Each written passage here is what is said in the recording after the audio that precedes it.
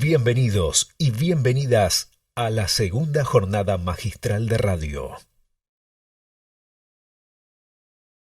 Cadero presenta la mesa de conectividad, universo del audio y plataformas. Forman parte de la segunda jornada magistral de radio Ariel Greiser, presidente de la Cámara Argentina de Internet, CABASE, especialista en Internet y telecomunicaciones y presidente de Rockstar Sociedad Anónima, Servicios y Telecomunicaciones.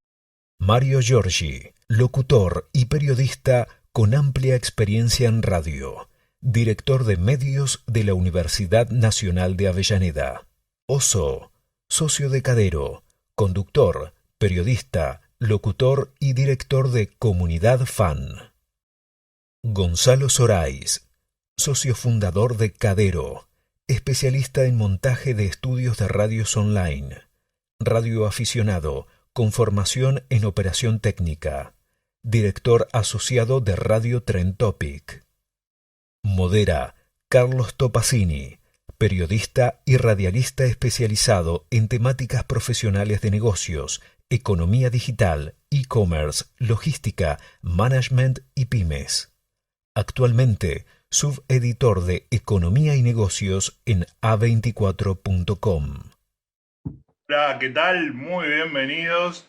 Seguimos aquí en Cadero celebrando el Día de la Radio Online en esta segunda jornada magistral de radio para presentarles este panel, esta mesa sobre conectividad, universo del audio y plataformas. Nos acompañan Ariel Greiser, presidente de la Cámara Argentina de Internet, CABASE, especialista en Internet, telecomunicaciones y presidente de Rockstar Servicios y Telecomunicaciones. También está con nosotros Mario Giorgi, locutor y periodista con una extensa experiencia en radio, hoy director también de medios en la Universidad Nacional de Avellaneda. El Oso, socio de Cadero, conductor, periodista, locutor y director de Comunidad Fan. Gonzalo Sorais, socio fundador de Cadero, especialista en montaje de estudios de radio online, radioaficionado con formación en operación técnica, director asociado de Radio Trend Topic. Así que, si les parece, los invito a meternos de lleno a disfrutar de este panel muy interesante. Y arrancamos con Ariel, si les parece. Adelante, Ariel. Dale. ¿Qué tal? Buenos días. Bueno, muchas gracias por invitarme a participar de este evento, de esta charla. Estamos viviendo tiempos importantes sobre esta industria, tiempos que están cambiando, tiempos que generan una necesidad de aclarar ciertas cosas en cómo funciona este ecosistema y cómo va creciendo, porque va creciendo muchísimo día a día. Así que para nosotros es un honor y un orgullo y muy agradecido a Gonzalo que nos haya invitado a participar. Nada, quedo dispuesto a las preguntas que quieras hacer, Carlos, y ahí vamos hilvanando un poco la charla, si te parece.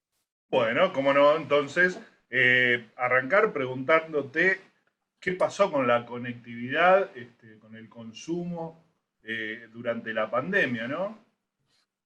Bien, bueno, me parece un buen punto de inicio.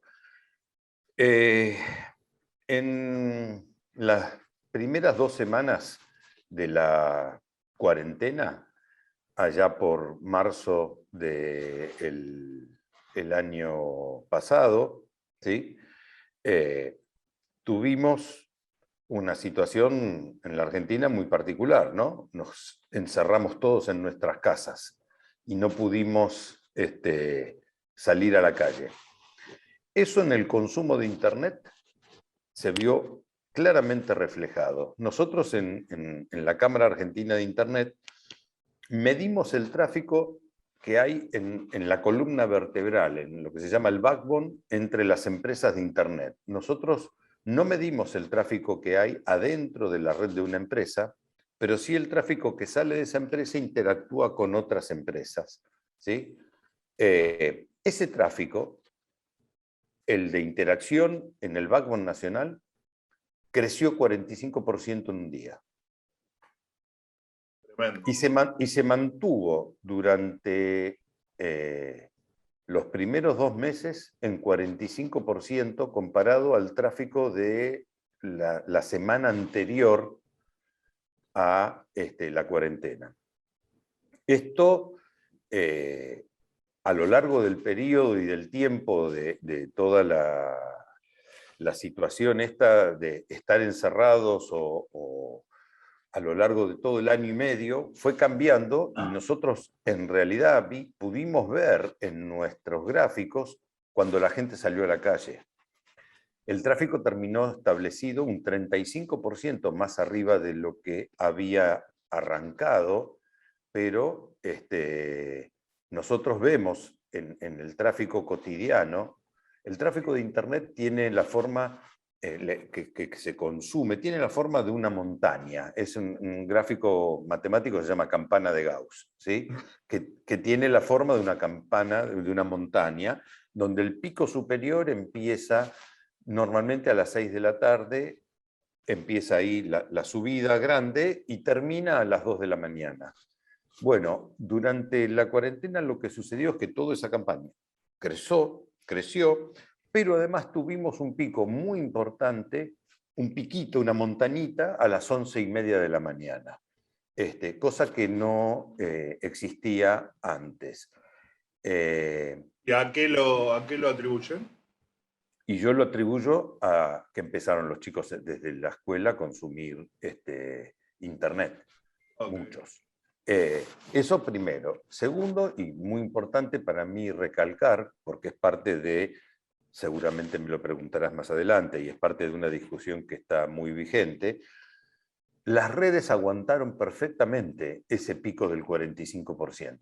Gonzalo seguramente puede ser testigo de que las redes funcionaron. Y esto fue muy importante y muy claro porque las inversiones que se hacen para poder tener las redes se planifican para el pico y no para el medio de consumo.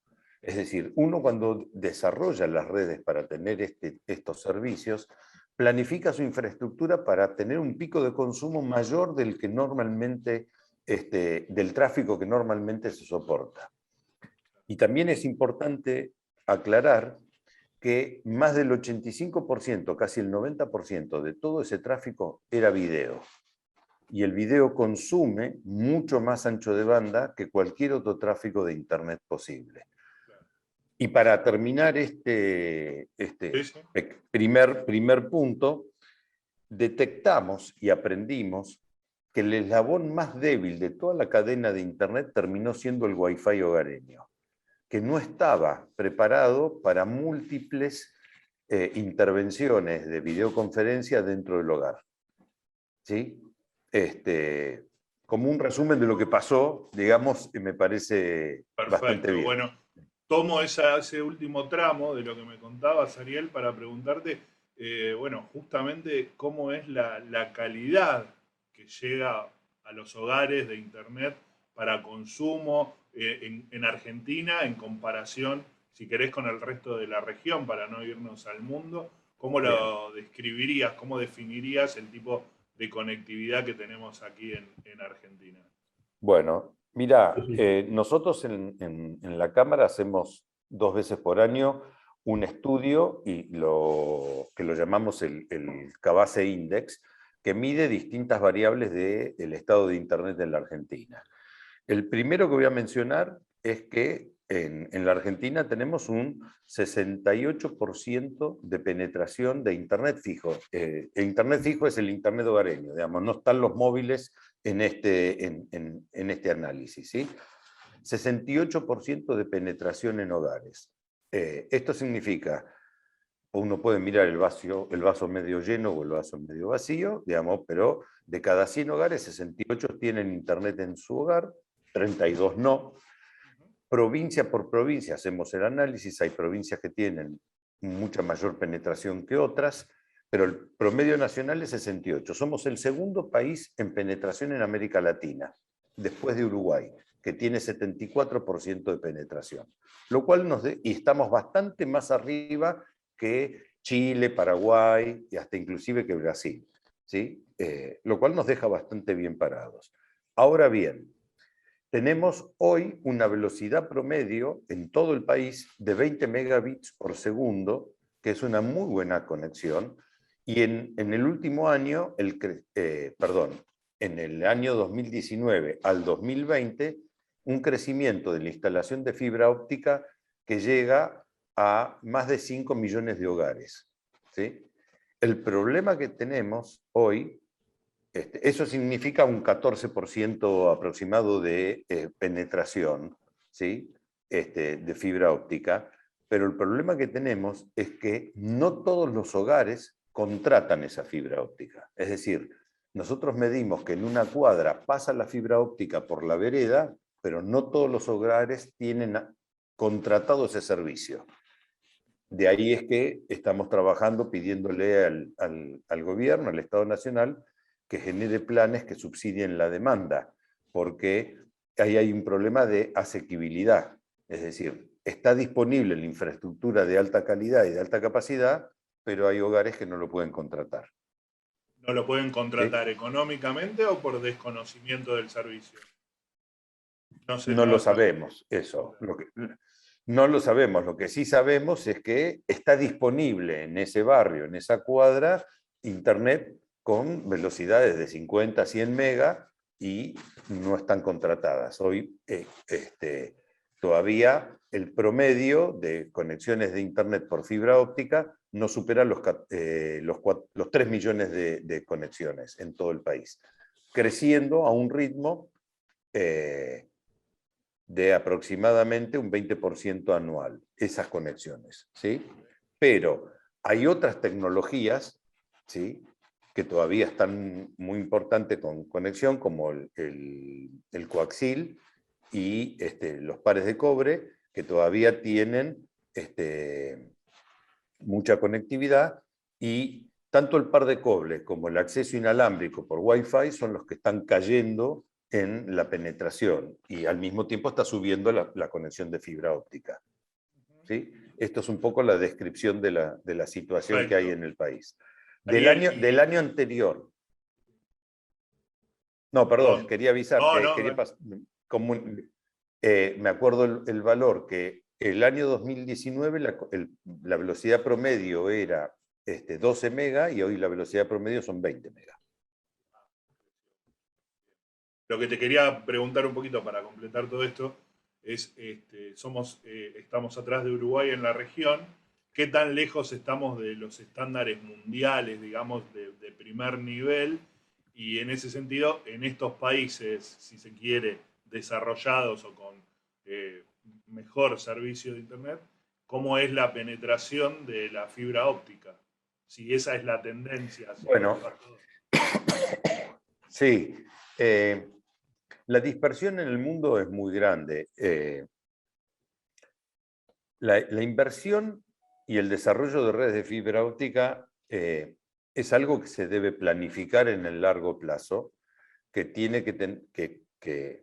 tiene de alguna manera, una inversión que tiene aproximadamente el 87% de sus costos en dólares, y que en un país tan grande como el nuestro y tan disperso geográfica y demográficamente, esas inversiones son muy difíciles y muy costosas. No hay muchos países en el mundo como el nuestro, de hecho somos el 8º país en tamaño del mundo, ¿sí? Y ahí es donde está la dificultad de medirnos, porque en Europa la penetración del ancho de banda es muy superior en fibra, la instalación de fibra es muy superior a la que tenemos nosotros, pero en distancias mucho más cortas y en concentración de población mucho más grande, ¿sí? Brasil, que es nuestro país hermano, digamos, y quería después dar también otro número importante para tener en cuenta. Hoy hay más de 1.200 pymes y cooperativas en todo el país que están haciendo este desarrollo de fibra óptica en el interior, en lugares donde solamente ellos están dando servicio. En Brasil hay 15.000 de este tamaño, ¿sí? Y, digamos, la diferencia en cantidad de habitantes en Brasil y en la Argentina se nota, y en esas poblaciones que nosotros tenemos chicas, de hecho yo en este momento estoy en Montermoso, visitando a la cooperativa de Montermoso, que tiene una red de fibra óptica recién instalada en la localidad aquí de Montermoso.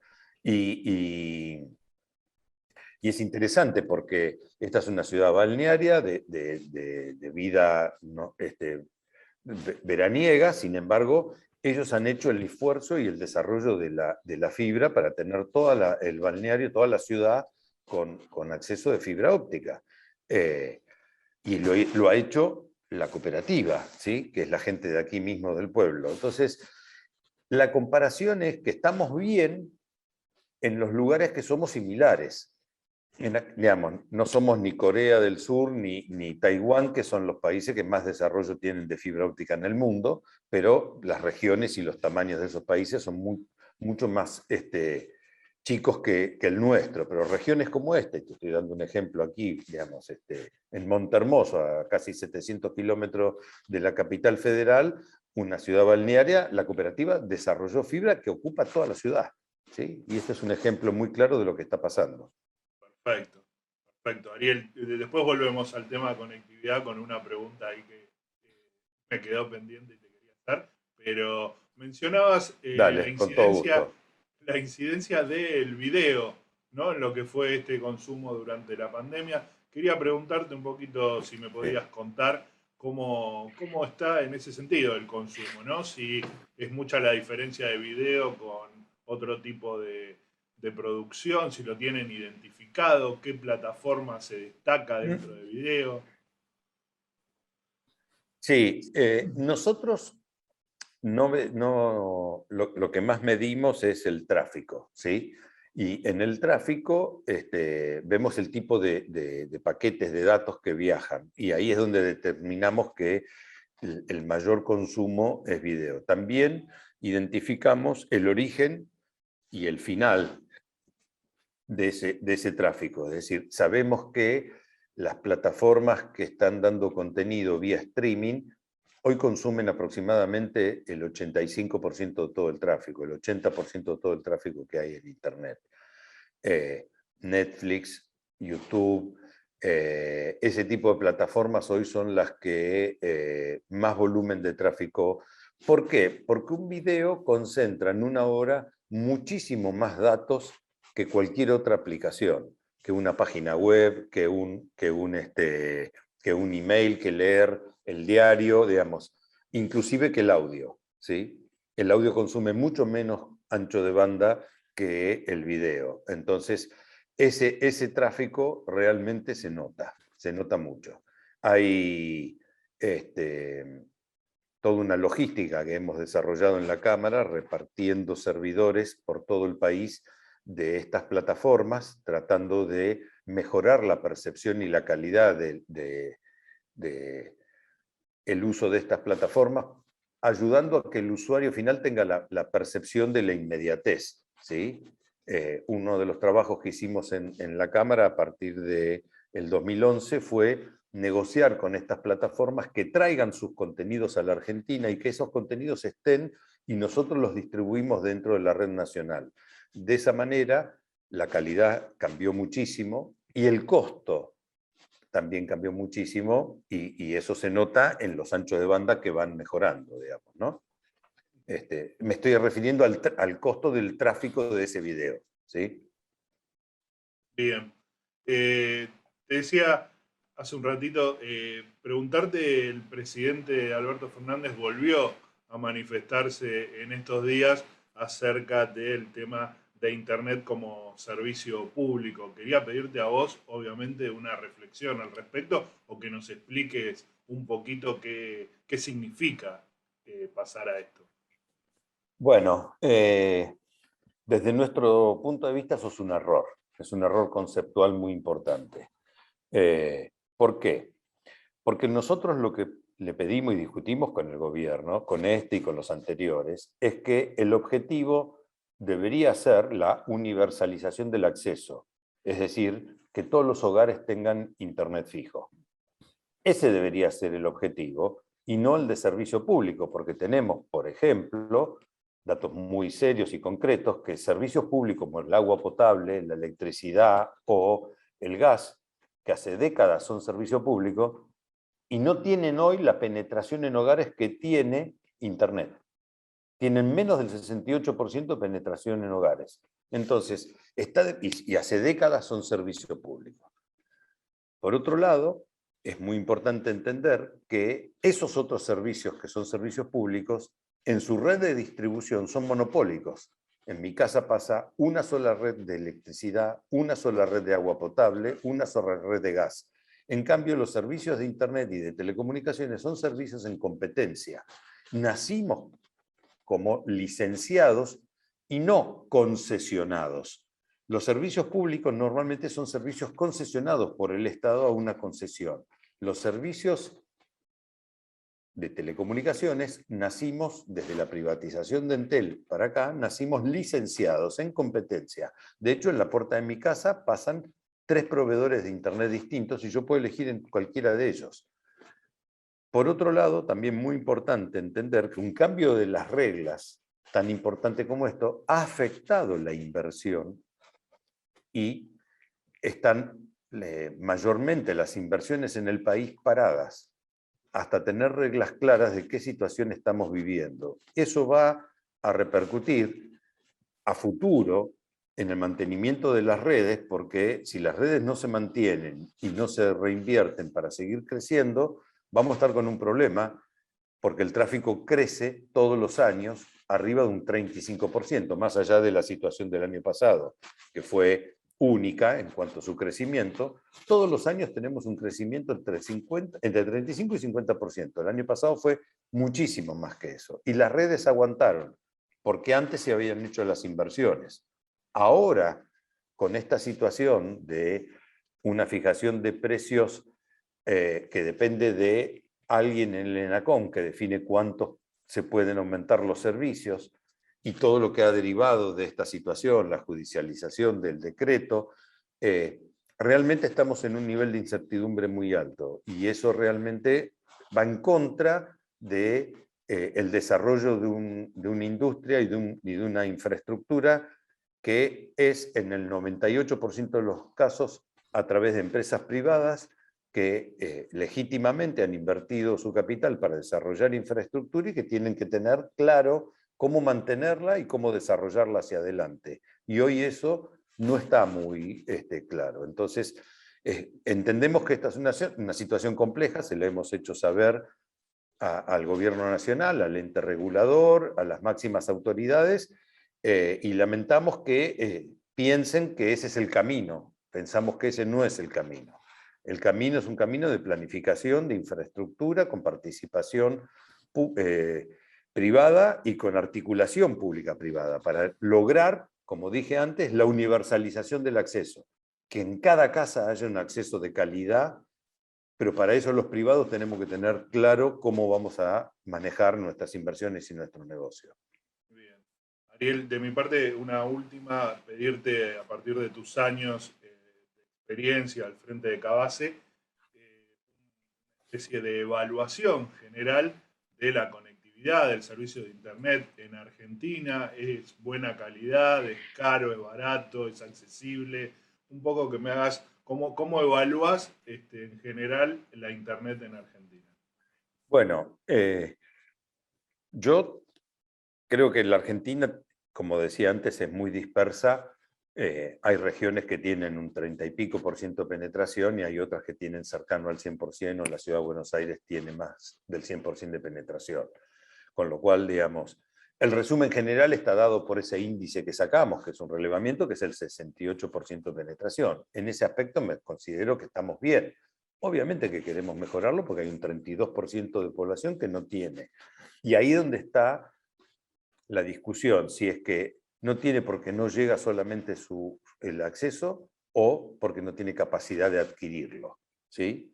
Y entonces, y no me quiero meter en la política y en la situación macroeconómica, sino que lo que digo es, esto que decía, digamos, por la puerta de mi casa puede pasar internet o puede pasar una red de alta velocidad de fibra óptica y yo no lo estoy contratando y no tengo claro cuáles son las razones todavía por el cual mucha gente que tiene la fibra óptica en la puerta de su casa no lo contrata. Si fuese por el tema económico, entiendo que ahí debería haber una política pública de subsidio a la demanda, ¿sí? Para que esa familia pueda acceder a la fibra óptica. Si no es ese, y el problema es que no hay redes de fibra óptica disponibles donde yo estoy, bueno, necesitamos reglas claras para que los privados lleven esa infraestructura y puedan explotar. Cuando uno planifica una red, como decía, lo planifica en el largo plazo y son inversiones que van a durar 20 años, con lo cual no se hacen de un día para el otro, ¿sí? Yo creo que estamos bien en la mayoría de los casos, salvo esos lugares donde todavía, y déjame que mencione algo muy importante, que es a nosotros la ventaja de ser una federación y tener un federalismo, ¿sí? En muchos aspectos es muy buena, en algunos aspectos nos genera algunos inconvenientes, porque no hay una ley nacional que organice y facilite el desarrollo de infraestructura en igualdad de condiciones en todas partes. Y hay provincias y municipios que tienen derechos por encima de los derechos planteados por una estrategia nacional. Entonces, quizás en una provincia o un municipio hay reglamentaciones que no permiten, por ejemplo, poner postes para tirar tendido aéreo de fibra óptica. En ese caso, muchas veces el desarrollo de infraestructura se ve ralentizado, se ve atrasado, porque de alguna manera están pidiendo que se haga una infraestructura soterrada, es decir, por abajo de la tierra, en lugares donde es casi imposible económicamente desarrollarlo, porque la densidad de casas por manzana es muy baja para poder hacer una obra. Entonces hay que esperar, por ejemplo, que el municipio haga cloacas o tire gas para que la obra civil, que es lo más caro en ese caso, pueda estar presente para poder hacer ese tendido. Y eso lo decide un municipio o el consejo deliberante de un municipio, y eso puede hacer que haya en un pueblo cercano, en una localidad cercana, internet de alta calidad con fibra óptica y en esa no.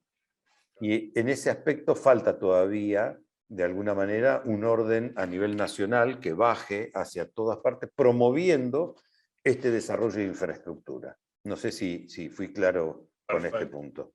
Perfecto y bien amplio, creo que hemos cubierto. Si te parece, Bueno, vamos a darle la palabra a Mario Giorgi para hablar sí, un cómo poco no. más de contenidos, de audio y las diferentes plataformas. Muchas gracias. Gracias a vos, Ariel.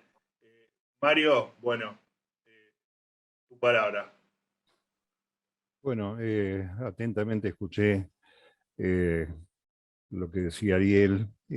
Ante todo quiero agradecer a Cadero, a Jessica Gonzalo, una vez más, darme la oportunidad de participar en esta segunda jornada. Yo estoy en la punta distante de lo que dice Ariel como usuario, como consumidor, y también hasta ideológicamente, diría, desde el punto de vista de la mirada de lo que ha sido la experiencia en la universidad pública. También estoy en este momento en la radio pública, en Radio Nacional, mi regreso después de algún tiempo, y en la expansión notable y poderosa que ha tenido este mecanismo de la conectividad producto de la pandemia, ¿no? Es decir, si hay un costado para evaluar como positivo es la gran necesidad de tener mecanismos de conectividad no solamente para los rubros tradicionales, estudio, entretenimiento, la expansión del teletrabajo y por supuesto la adopción, en este caso de la radio y de los medios de comunicación, de mecanismos que estaban siendo probados o aprobados para el desarrollo de nuestra actividad previo a la pandemia. Yo creo que hemos hecho, en el caso de la Universidad de Avellaneda, buen uso de sistemas de reuniones virtuales como Zoom o Google Meet previos a que se desatara esta crisis sanitaria mundial.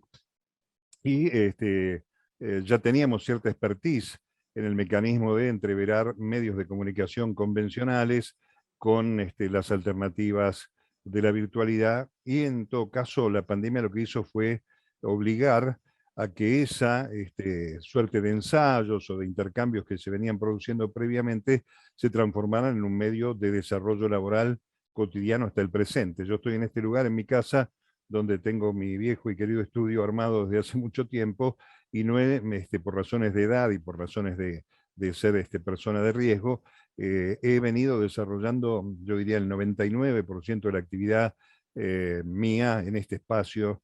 Los que están viendo esto ven mi colección de discos atrás en un anaquel y un espacio vinculado a la situación de la acústica que requiere este espacio y algún que otro micrófono que anda dando vueltas por allí. Entiendo que esta experiencia de remarcar la situación en la pandemia tiene una vieja contradicción circular en la República Argentina. Yo me vengo desempeñando casi hace 50 años en los medios y ha habido pasajes de expansión. Recuerdo muy claramente la extensión del cableado de la televisión por cable, con la misma circunstancia y frente a las mismas dificultades que, bueno, terminaron después en el ejercicio de una situación dominante de empresas en la distribución de este tema. Para ir concretamente, yo era director de prensa de la Municipalidad de Avellaneda en los años 90, cuando todavía no habían llegado los monopolios en materia del cableado, había muchas empresas de cable locales en cada uno de los partidos de la provincia de Buenos Aires, en las provincias. Es muy bueno el fenómeno que dice Ariel del rol de las cooperativas, de los sectores PYME en este rubro, pero en aquel momento, cuando por ejemplo estaba una central de generación de contenidos audiovisuales en un distrito cercano, para tomar el ejemplo que cito, por ejemplo, Avellaneda con relación a Quilmes, la decisión de aquel tiempo es que se permitía, sí se permitía, mejor dicho, el cableado sin ningún tipo de limitación o regulación.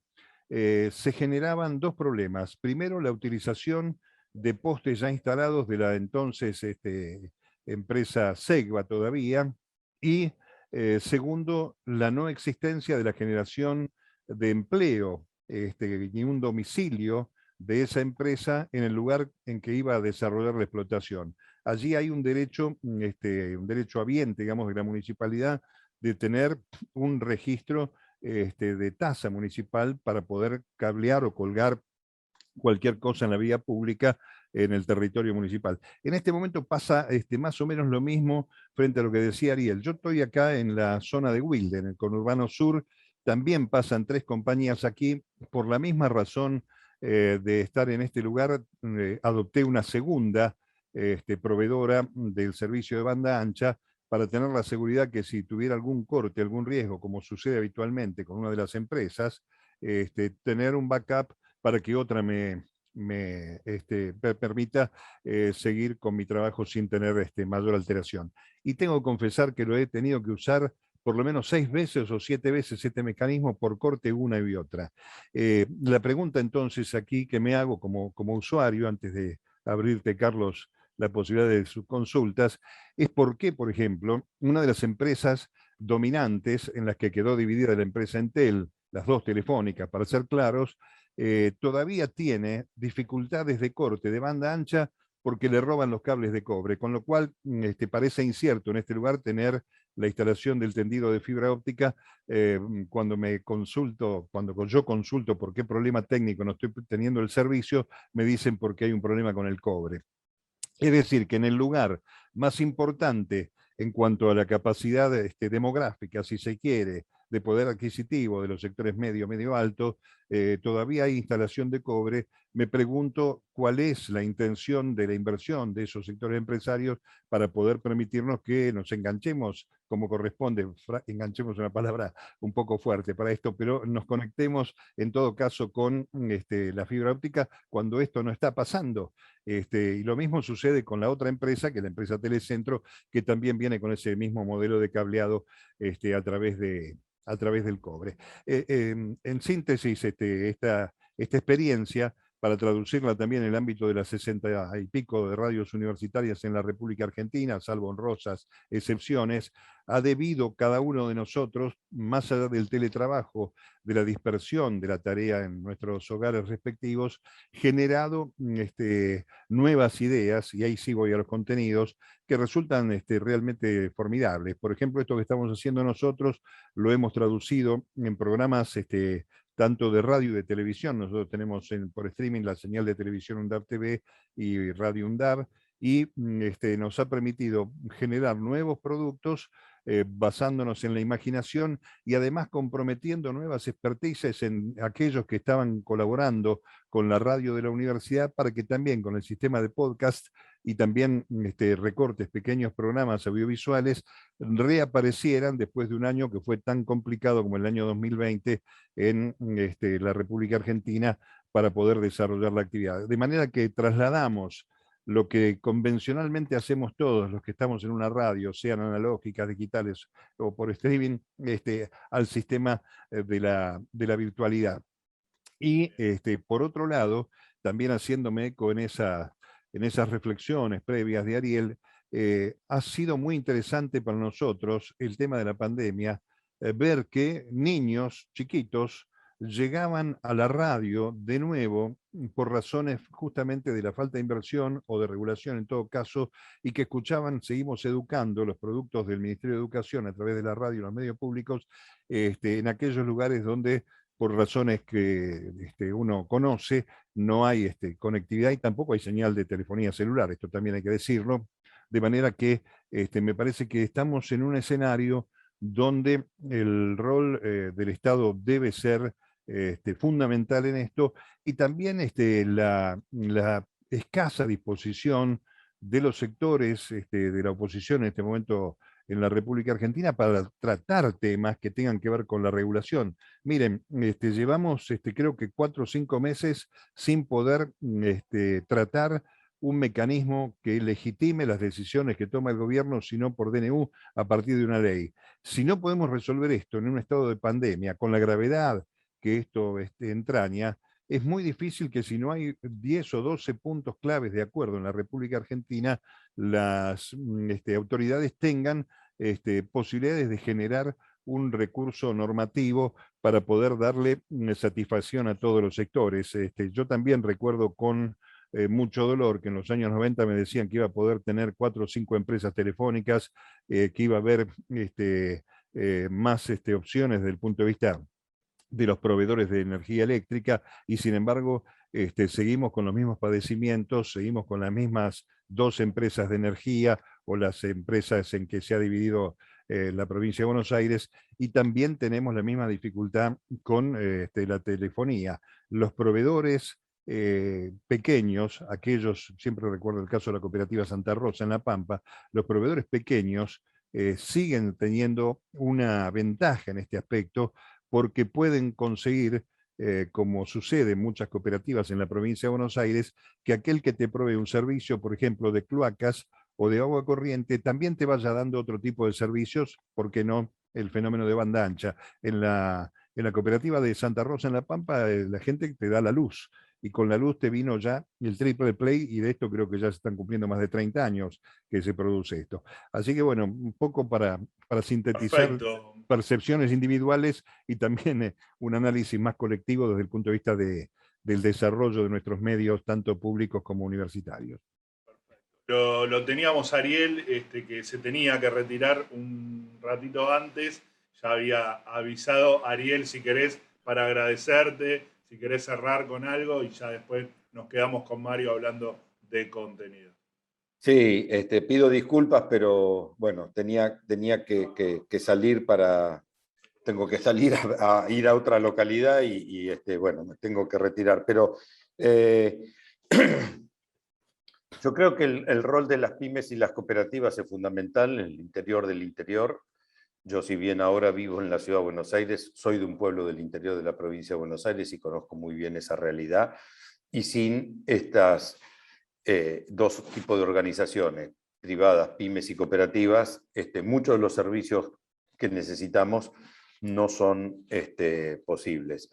Por eso vuelvo al inicio de que es muy necesario tener reglas claras y es muy necesario tener previsibilidad hacia futuro.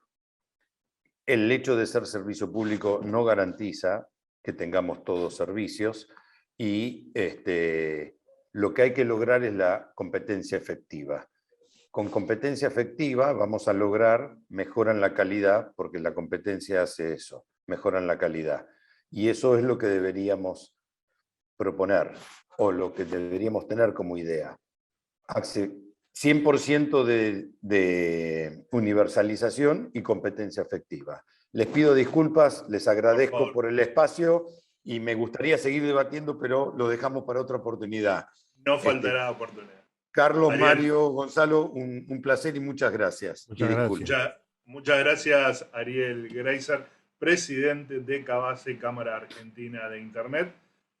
Seguimos comunicándonos y hablando ahora con Mario Giorgi, director de medios de la Universidad Nacional de Avellaneda, locutor, periodista de muchos años. Mario, quería preguntarte y ya llevarte directamente al tema contenidos y plataformas. ¿Cómo evaluás sin duda la pandemia? Si ayudó a algo fue a la proliferación, ¿no?, de producción de contenidos, me parece, incluso de manera casera y artesanal. ¿Cómo evaluás esto durante la pandemia? Desde el punto de vista de la Universidad de Avellaneda, si me preguntás para focalizarnos un poco allí, tenemos varias dimensiones para evaluar.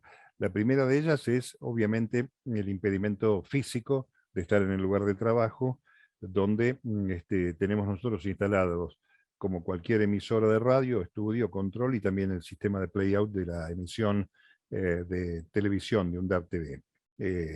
Primeras necesidades inmediatas, bueno, en resolver en un grupo pequeño de trabajadores que integran el plantel en qué condiciones estaban de conectividad en sus hogares y qué acceso al uso de datos, en todo caso desde la telefonía celular, tenían para poder evaluar un mecanismo de acción que, si bien distorsionaba desde el punto de vista el vivo en el arranque, nos permitiera seguir sosteniendo mediante el teletrabajo las máquinas que emiten desde la radio y por supuesto también la grilla de la televisión a partir del sistema de playout. Fue un aprendizaje dinámico, muy serio, y al mismo tiempo la necesidad de dar respuestas a aquellos que conformaban la grilla de la programación de la radio, para señalarles primero que no podíamos seguir así, que no podíamos tener personas encerradas en un sitio como es un estudio de radio, en la cantidad. Nosotros tenemos allí una pérdida dolorosa porque la radio, en un aspecto fundamental, tiene un rol estratégico también en el proceso pedagógico de la universidad.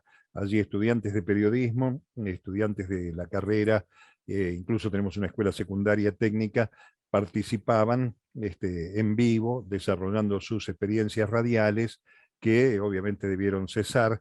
Por tanto, allí iniciamos un sistema de podcast, una propuesta para que desde cada uno de su casa, con su telefonito, armara esa ausencia de contenidos de una forma un poco artesanal, como bien decís, pero para no perder sobre todo el hilo mágico que sigue teniendo la radio, que uno descubre cuando los chicos acceden, sobre todo los jóvenes, por primera vez a esta cuestión casi lúdica de hacer radio, se mantuviera. Ese es un aspecto. El otro, bueno, fue solicitar a las autoridades de la universidad los permisos suficientes como para que equipamiento que teníamos en la universidad instalado pudiera ser llevado a los hogares de cada uno, sobre todo los operadores, los que manejan el fenómeno de la radio y la generación, tanto radial como audiovisual, cosa obviamente a la que accedió el rector de la universidad, y eso nos permitió, ya terminando el año 2020, bueno, más o menos a esta altura, por agosto o septiembre del año pasado, comenzar a generar productos audiovisuales radiales. ¿Qué quiere decir? Bueno, en la plataforma salir, digamos, del vínculo convencional, uno y otro, o uno u otros, o varios interactuando, sino dotar a esa generación de contenidos, que puede ser la entrevista, un programa coral de más de 3 o 4 personas, dotarlos de recursos tanto sonoros como audiovisuales, para que haya un formato también estético que acompañara la necesidad de generación de un producto distinto, una suerte de híbrido, digamos, radio, televisión, virtualidad, para que tuviéramos primero la sensación de seguir acompañando un rol fundamental. Han tenido las radios universitarias en el tema de la pandemia. Uno de los temas que más nos preocupaba es salir contra la noticia falsa, contra la fake news vinculada con la pandemia.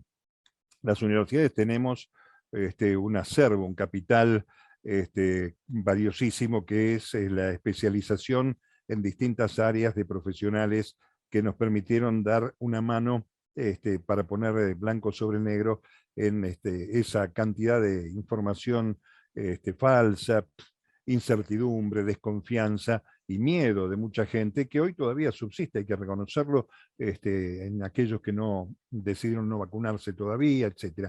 Así que le hemos dado una vuelta al tema de los contenidos, que se sintetiza rápidamente en que cada operador de la radio está en su casa, haciendo por teletrabajo la intervención en las máquinas que emiten en la sede de la universidad, y nosotros todos, digamos, los actores, los que estamos frente a micrófonos o cámaras, desde nuestros hogares también haciendo nuestros aportes, y un gran trabajo de edición y de armado, salvo los segmentos en vivo, que se complementaron con la creación de una aplicación múltiple para la telefonía celular con Android, y también, obviamente, la participación que ya tenía la radio, pero ahora más sostenida en todas las redes sociales que se les ocurra, como para poder llegar a empatar en lo posible esa demanda que teníamos en condiciones normales. Yo creo que por eso es un gran desafío para la Argentina esta experiencia, para que se generen efectivamente normativas que determinen de qué manera vamos a seguir trabajando, porque yo creo que hay una realidad nueva que aparecerá cuando se haya bajado, que es lo que esperamos todos, el riesgo de contagios, que es la realidad de esta mixtura del teletrabajo, de la producción y de la generación de contenidos con el mecanismo de la virtualidad en forma transversal. Bien. Mario, por tu rol en la universidad interactuabas mucho con universidades de otros países, he visto que estuviste en España, en México, y además de que sos un hombre de radio día a día, quería preguntarte si se veía, se identificaba alguna nueva tendencia en cuanto a la producción de contenidos, el uso de plataformas, cuando charlas con otros países, si tenemos alguna diferencia, que veas que es algo que va a venir acá en algún momento. Bueno, sí, bueno, es bueno que me hayas dicho esto, porque quiero agradecer siempre. Yo soy el vicepresidente institucional de la RIU, que es la Radio Internacional Universitaria, una red de redes de radios universitarias, y el cargo de vicepresidente institucional se corresponde con el continente. La RIU está en este momento, es bicontinental, está en Europa y América Latina. Y en el caso de América Latina hemos trabajado también con radios españolas, portuguesas e italianas, hay que decirlo, en un fenómeno que empezó con una suerte de conversatorio que se desarrolló en los primeros 2 meses de la pandemia el año pasado. Y ahí, esto que te acabo de describir rápidamente, para no reiterarlo, con la universidad, vimos que se replicaban en distintas casas de estudio de toda la región, en América Latina, sobre todo en aquellas emisoras más pequeñas, en aquellas emisoras que, digamos que no hay un paradigma de radio universitaria, esto es necesario aclararlo, pero cada uno se las arregla, o cada una de las radios se las arregla para su proyecto comunicacional, y fueron buscando mecanismos como que estamos desarrollando nosotros, para primero la vinculación, que yo creo que es un tema fundamental, seguir vinculados tanto en el aire como en la pantalla, pero también en la gestión, que es finalmente la que intercambia distintas experiencias y matices para que cada uno desarrolle. Efectivamente, hay un gran trabajo del Instituto Latinoamericano de Educación Educativa, ILSE, en México,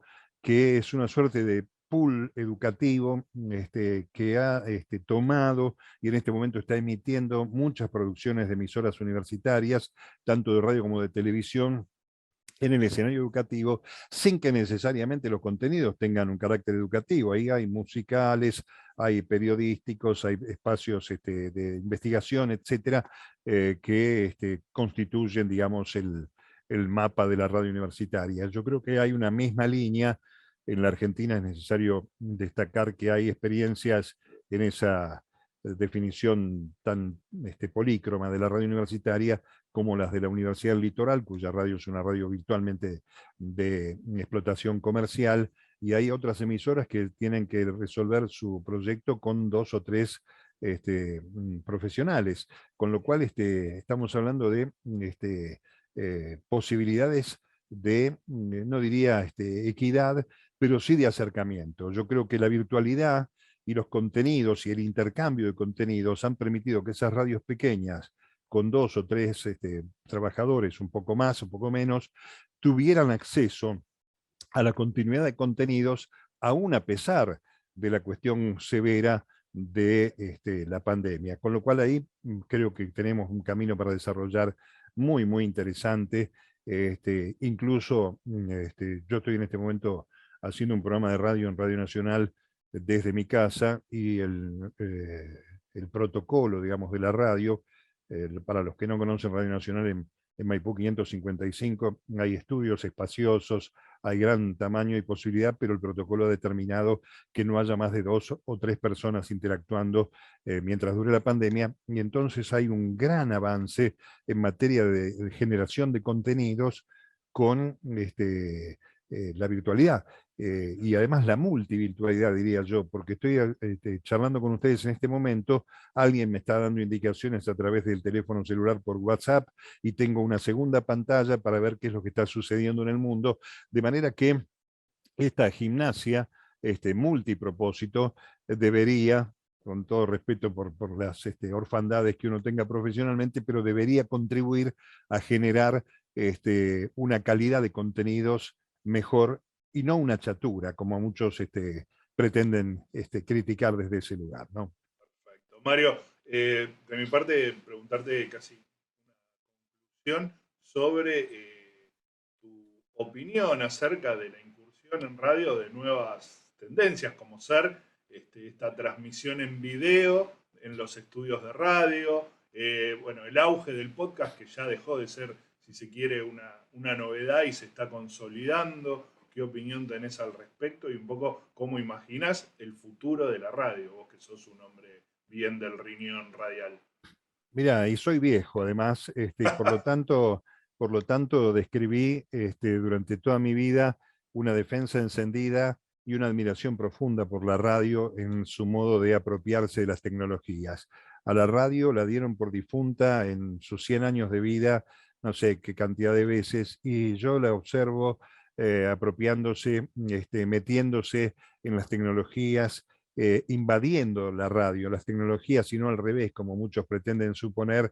Por tanto, no rehúyo a ningún tipo de desafío a ese intercambio. Y además porque al mismo tiempo, sobre todo en la idiosincrasia argentina y buena parte de Latinoamérica, sigue siendo la radio aquella misma primitiva radio que soñaron Susini y compañía hace 101 años atrás, que es la radio que en el auto te obliga a seguir siendo oyente y nada más que oyente, por razones obvias de seguridad, que en la nocturnidad y en el descanso, o en la soledad o en el estudio, te pone un poquito de clima sonoro, de manera que yo suscribo y aplaudo que la radio tenga esta facilidad casi de meterse, de colarse en todos estos intersticios tecnológicos, que abunden las plataformas, que haya especializado lo que cuando yo era más chico lo llamábamos micro, en el formato podcast, con la ventaja de poder encontrarte con ese micro, con ese podcast,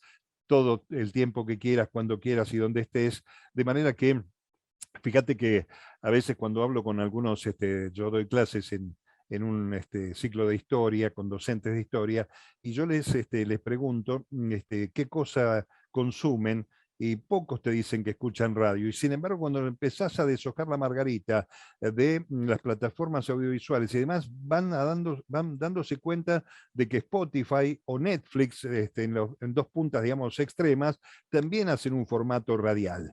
También tienen su tanda, también tienen su forma de comercializar, de anticipar con mini podcasts lo que están por ofrecerte, de modo que admirable la radio, decíamos el año pasado con algunos compañeros viejos conocedores de este medio, que la radio festejaba su siglo de vida, pero era una historia con futuro, y yo lo suscribo en el día de hoy. Creo que es una historia con futuro, la muestran incluso la cantidad de radios. Yo por ahí le pido a Jessica o Gonzalo que me den una mano, pero la cantidad de miles de experiencias radiales por streaming que hay en la República Argentina señala que la radio nos ha sobrevivido y nos va a sobrevivir.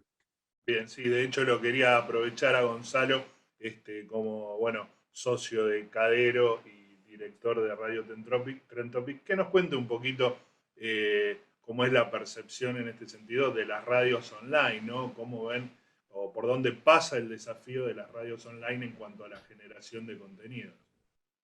Bueno, Carlos, muchas gracias. Quiero saludar a Mario y Ariel. La verdad es un honor y una alegría compartir una mesa con ellos. Bueno, Mario, como bicho de radio, dijo, grande las partes importantes. Creo que lo primero que tenemos que destacar es que la radio está más viva que nunca. Eso está clarísimo. Después, como dijo Mario también, que la radio es una gran tomadora de tecnología para seguir cumpliendo su objetivo, que cuál es el de contar historias, el de transmitir noticias, el de acompañar, ¿sí? Y ahí es donde, de alguna manera, por ahí, cuando se empieza a mezclar lo que es audio y video, empiezan a aparecer las confusiones. Para mí hay que separar los contenidos hoy en día en dos. Uno es los contenidos donde manda lo visual y contenidos donde manda lo sonoro. Todos los contenidos donde manda lo sonoro es radio, ¿sí? Por más que uno incorpore otras tecnologías y otros elementos, manda lo sonoro. O sea, la historia que contemos lo vamos a contar desde lo sonoro.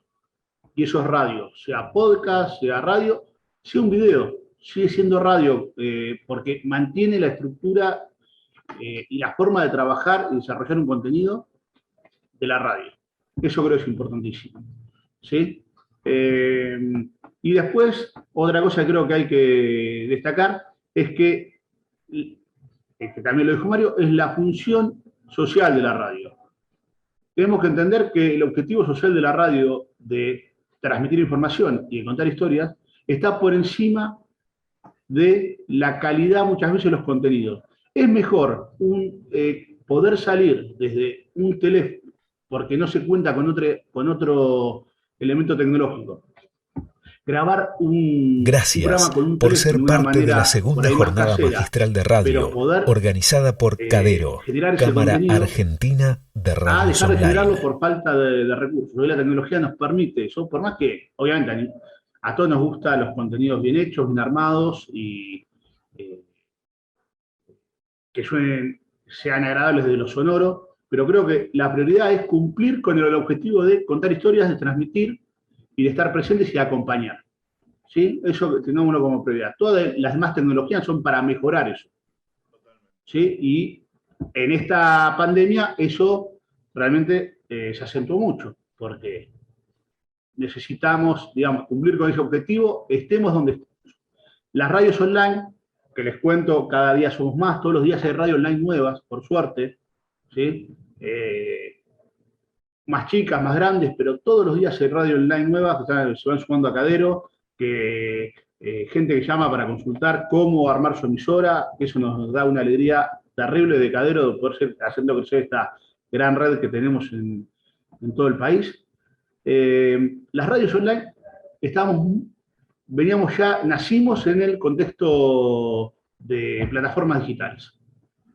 Entonces ya veníamos trabajando con un montón de herramientas que para nosotros eran habituales, ¿sí? Inclusive ya habíamos incorporado el uso del Skype, del Zoom, para hacer las entrevistas con con la gente que estaba o en otro país, ¿no? O en alguna otra provincia, y nos permitía de alguna manera salir en video o no, vernos, porque en la radio, ahí creo que Mario es el que más me va a entender de esto, en la radio vernos es muy importante porque la comunicación interna es visual.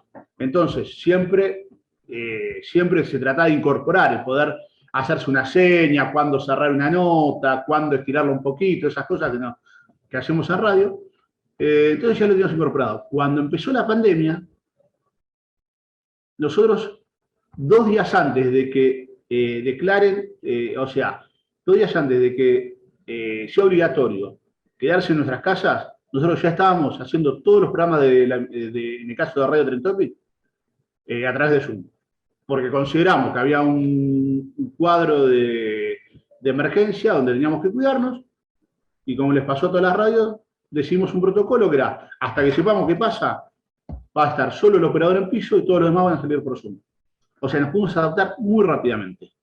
Y esto nos permitió el haber nacido dentro de las plataformas digitales y haberlas usado desde siempre, ¿no? Obviamente se exacerbó mucho el uso del streaming audiovisual, porque obviamente a mucha gente le gusta, además de escuchar la radio, poderla ver. La verdad que es algo que vino para quedarse y creo que cuando es posible hay que darlo, ¿sí? Pero siempre, como dije al principio, haciendo hincapié y dándole digamos, el timón a lo sonoro. Creo que ahí es donde eso no lo tenemos que perder de vista nunca, ¿sí? Y después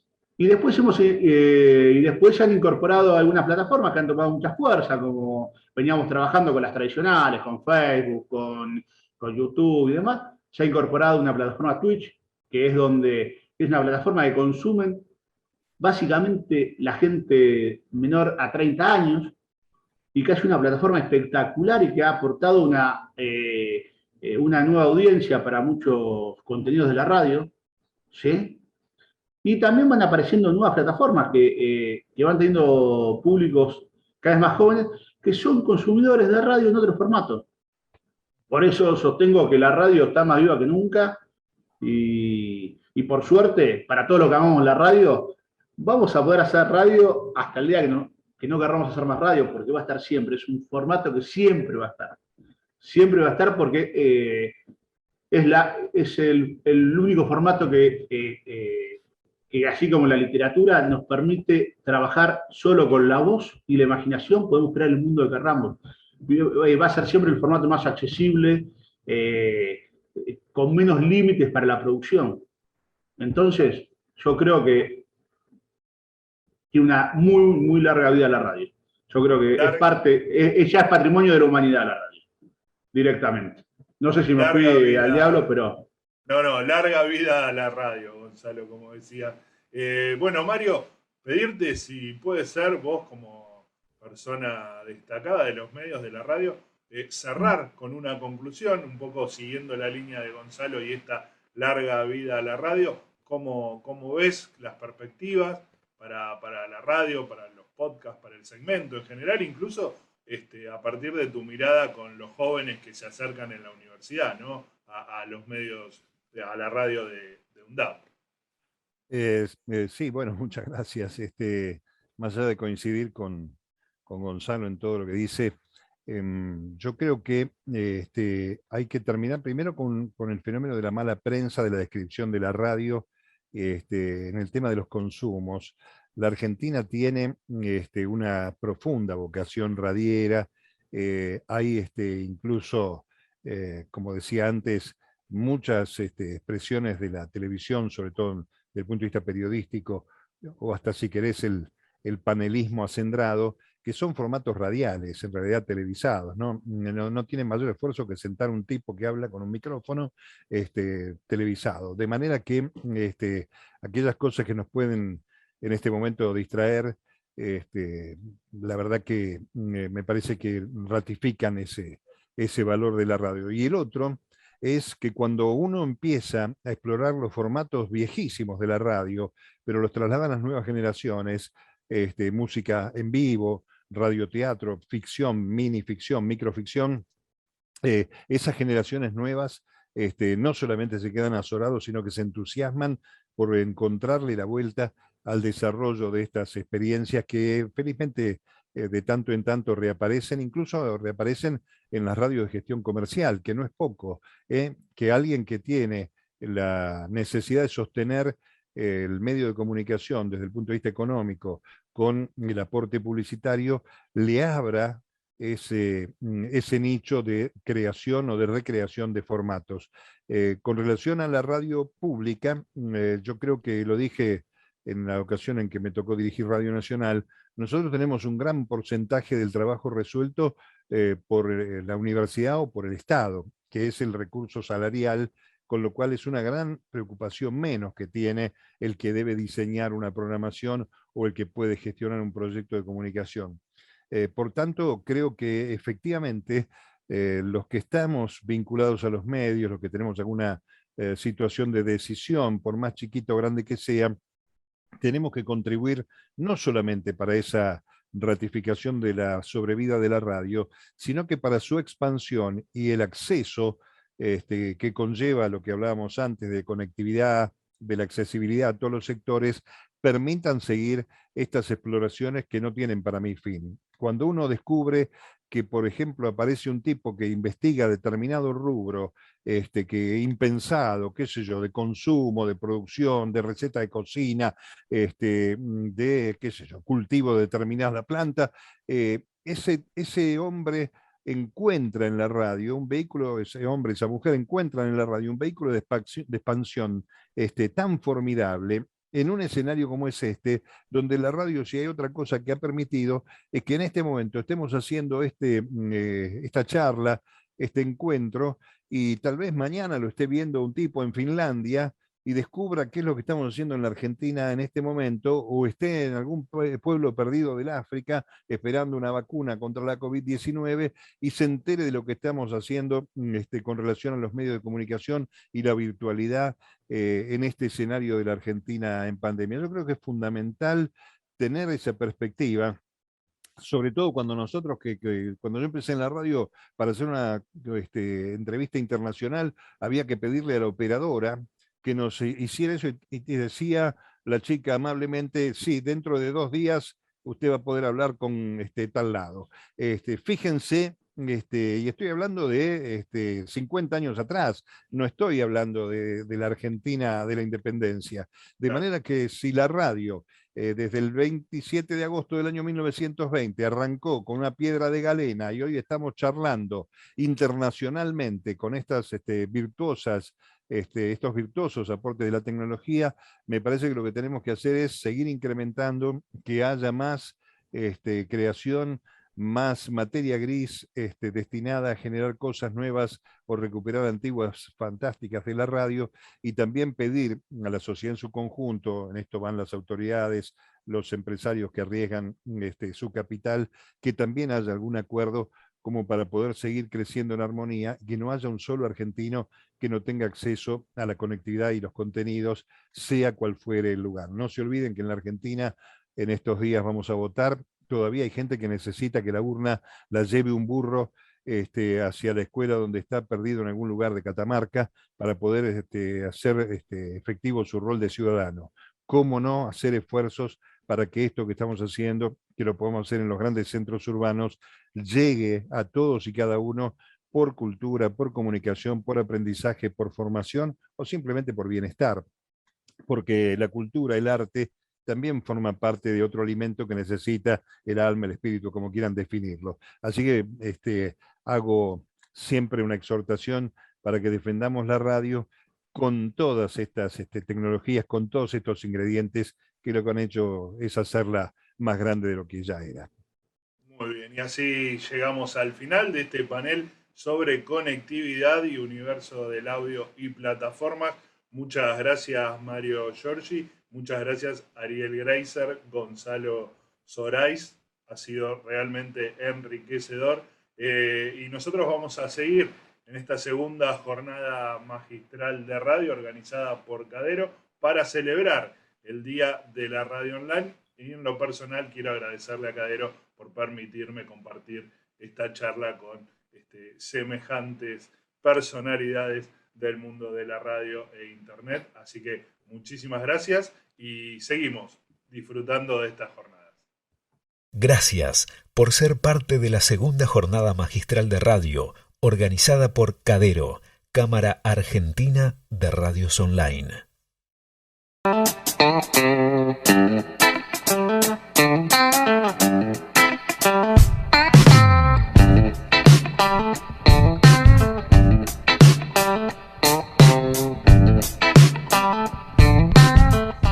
Buenas, ¿cómo andan? Aquí el Oso, deseándoles un feliz día para todos. Bueno, el caso de Comunidad Fan, que es el medio en el que trabajo, tuvimos una experiencia muy favorable con los datos y con las plataformas, sobre todo teniendo en cuenta que el proyecto comenzó justamente a partir de eso. Creamos una aplicación y al ser nativo del online, construimos nuestro estudio y eso nos sirvió para distribuir la radio y las columnas y los contenidos en una web y en una aplicación. A partir de eso tomamos la experiencia de empezar a generar algunos contenidos puntuales, en un principio para Spotify. Fue nuestra primera aparición en plataformas. Después le dimos mucha fuerza a las redes y al construir una buena cantidad de seguidores, Instagram, que es donde más nos enfocamos, nos dio la oportunidad de enlazar las noticias que teníamos en la web, la costumbre de escuchar la radio, la posibilidad de promocionar, no sé, pensaba en algún columnista y en ese caso poder poner una foto en una historia de Instagram y enlazarlo a la radio o enlazarlo a Spotify. Una vez que aceitamos eso, bueno, nos llegó la posibilidad de usar un poco el formato y el funcionamiento para llegar a lo analógico, ¿no? Y lo que nos pasó fue que lo mismo que mandamos, la misma señal que en nuestro estudio, la mandamos a la web o a la app, lo pensamos y lo empezamos a mandar a una estación de radio acá en Rosario. Hicimos un acuerdo con un dial, ahí donde estaban, en ese momento era una repetidora de la 100, empezamos a distribuir Comunidad Fan en esa señal. Y eso también nos sirvió para empezar a distribuir la señal en distintos puntos de Argentina, sobre todo muy fuerte en el litoral, en Santa Fe Capital, en Paraná, Venado Tuerto, bueno, Casilda, Cañada de Gómez, San Justo. Y sí también mandar la señal a la provincia de Córdoba, Mendoza, Entre Ríos, ya lo dije, Corrientes, Santiago del Estero, provincia de Buenos Aires. Bueno, eso fue como una experiencia que fue súper positiva. Y teniendo una continuidad, digamos, con las plataformas, hicimos lo mismo en cuanto a la imagen, para distribuir en Twitch, en YouTube. YouTube la posibilidad de hacerlo en vivo y también de los recortes y algunos contenidos exclusivos. Y esto mismo, hacerlo con una señal de cable aquí en Rosario, con Express. Entonces también como que hicimos la innovación y lo analógico al mismo tiempo. Fue fundamental para nosotros tener un cableado de fibra óptica dentro del estudio para poder subir todos los contenidos y no tener inconvenientes. Creo que ahí tener la posibilidad de subir todo en alta calidad y que después cada plataforma permita al usuario bajarlo de la forma en que mejor pueda, por su plan de datos, por su conectividad, por el lugar en el que esté, creo que es clave y vital. Me parece que antes, nosotros cuando escuchábamos la radio, en épocas de adolescencia quizás, íbamos a escuchar la radio y combinábamos el horario en el que se hacía el programa con nuestra costumbre. Y hoy me parece que es al revés.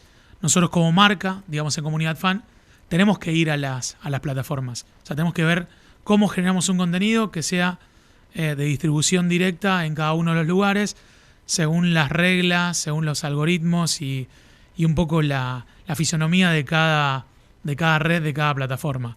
Creo que ahí está un poco la cuestión y quizás si tuviese que aconsejar cómo repetir la imagen o cómo repetir la función o todo este aprendizaje que nosotros hicimos, diría que antes de generar el contenido, pensar en cómo lo voy a distribuir y cómo son los lugares a donde lo voy a distribuir, cómo son las relaciones entre plataformas y usuarios a la hora previa a generar el contenido. Entonces, cuando lo genero, lo hago de tal forma que se puede ir optimizando, depende de cada uno de los lugares estos donde lo estamos distribuyendo. Me parece que hoy la cuestión pasa un poco por ahí, la exigencia es cada vez mayor y creo que tanto la conectividad como la tecnología son aliados fundamentales para poder llegar correctamente, efectivamente, a cada uno de los lugares, ser exitosos en la demanda de la audiencia, que valga la redundancia es muy demandante, y estar sobre todo a la altura de las circunstancias.